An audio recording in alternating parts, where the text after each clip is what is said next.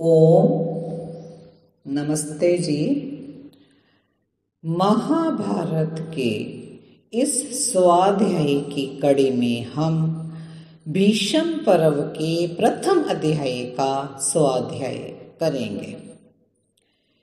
इसमें हम ये जानेंगे जो कुरुक्षेत्र के मैदान में पांडव और कौरव दोनों की सेनाएं डट गई हैं, उनका जमावड़ा वहां लग गया है और वहां पर आज युद्ध के नियमों का क्या निर्माण होता है, क्या वो नियम बनाते हैं, इसको आज हम इस कक्षा में जानेंगे।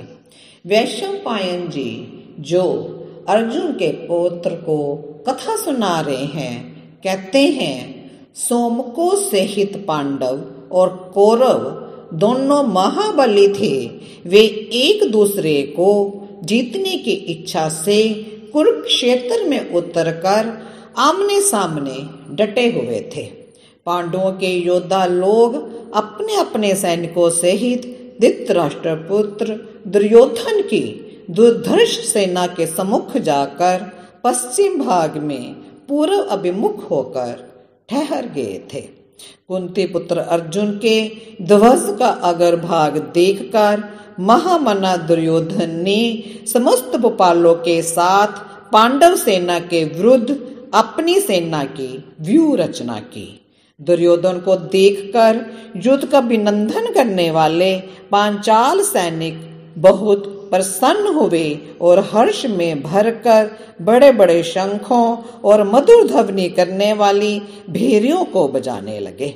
अपनी सेना को हर्ष और उल्लास में भरी हुई देखकर एक ही रथ पर बैठे हुए पुरुष सिंह श्री कृष्ण और अर्जुन भी आनंद मगन होकर अपनी दिव्य शंखों को बजाने लगे। पांच जन्य और देवदत्त दोनों शंखों की ध्वनि सुनकर शत्रु पक्ष के बहुत से सैनिकों का तो भयभीत होकर मलमूत्र निकलने लगा। राजेंद्र कुरुक्षेत्र में युद्ध के लिए अत्यंत हर्षोल्लास से भरी हुई दोनों पक्ष की सेनाएं दो विक्षुब्ध महासागरों के समान एक दूसरे के सम्मुख खड़ी थी।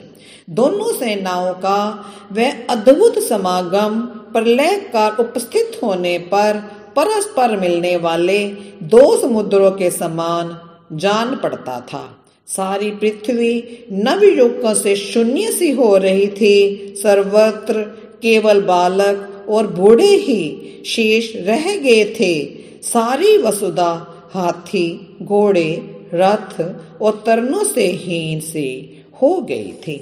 भरत श्रेष्ठ दोनों सेनाओं के मोर्चों पर डट जाने पर कौरव, पांडव, सोमकों ने परस्पर मिलकर युद्ध के संबंध में कुछ नियम बनाए और युद्ध की मर्यादा स्थापित की। वे नियम थे, युद्ध बंद हो जाने पर संध्या काल में हम लोग सब लोगों में परस्पर प्रेम बना रहे। उस समय पुण्य किसी का किसी के साथ शत्रुतापूर्ण अयोग्य व्यवहार नहीं होना चाहिए। जो वाग युद्ध में प्रवृत्त हो उनके साथ वाणी से ही युद्ध किया जाए। जो सेना से बाहर निकल गए हों उनका वध कदापि न किया जाए। हे भारत, रथी को रथी के साथ ही युद्ध करना चाहिए। इस प्रकार हाथी सवार को हाथी सवार के साथ, घुड़सवार को घुड़सवार के साथ, पैदल को पैदल के साथ युद्ध करना चाहिए। जिसमें जैसी योग्यता, इच्छा, उत्साह और बल हो उसी के अनुसार विपक्षी को बताकर उसे सावधान करके ही उस पर प्रहार किया जाए। जो विश्वास करके असावधान हो अथवा जो युद्ध से घबराया हुआ हो उस पर प्रहार ना किया जाए।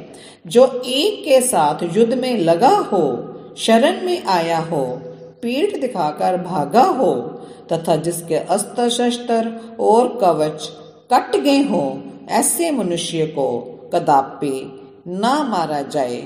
घोड़ों की सेवा के लिए नियुक्त हुए सूतों बोझ ढोने वाले और शस्त्र पहुंचाने वालों तथा भेरी और शंख बजाने वालों पर कोई किसी प्रकार का प्रहार ना किया जाए। इस तरह ये नियम युद्ध के बनाए गए कि किस पर कैसे युद्ध करना है और किस पर युद्ध नहीं करना, ये सारे नियम बनाए गए। आज इतना ही ये इस विषय में, और हम फिर चर्चा करेंगे अगली कक्षा में। आप वीडियो को लाइक करें, शेयर करें, सब्सक्राइब करें। ओम शांति शांति शांति।